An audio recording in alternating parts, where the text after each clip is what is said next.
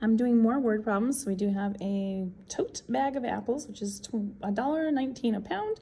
We have some squash, which is 99 cents a pound. And we're looking at the problem that says, Miss Ijeski went shopping and bought some apples and butternut squash for soup that she's making. And she bought 6 more pounds of squash than she did apples. And she spent $14.66. So we're looking to find out how many pounds of each that she bought. So we're going to start off with A for apple.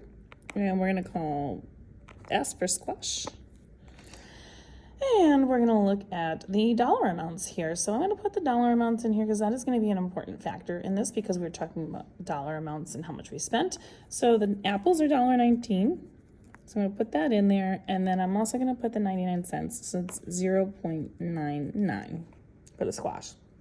Now, we don't know how much of either of these things is, but we know that she bought 6 more pounds of squash than she did apples. So we're going to call the apples X.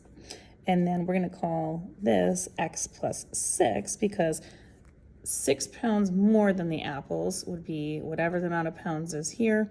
It's going to be plus 6 to that. And now I'm going to do some distributive property. We know that we are going to be totaling both of those items up to get $14.66. So we're going to go ahead and solve 1.19x plus, we're going to distribute here. So we have our 99 cents times our x. And that is going to be 99 cents x. So we're going to do that. So 0.99x. And then we're going to take a look at 99 cents plus times times 6. And we're going to get an additional 594 from that, 5.94. As I said, this totals out to be 1466.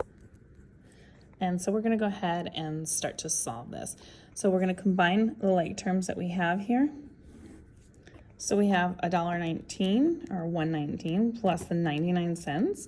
And when we add those two together, we get 2.18x. And then we have the rest of this problem. And then we're going to go ahead and solve that.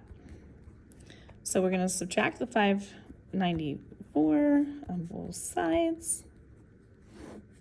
Now that's going to cancel, leaving me with a 2.18x. So when we're doing this, again, when we're trying to figure this out, and the reason why when we're doing this is that we're basically overpaying on that second part. That's when we're distributing. You're paying that extra amount of money.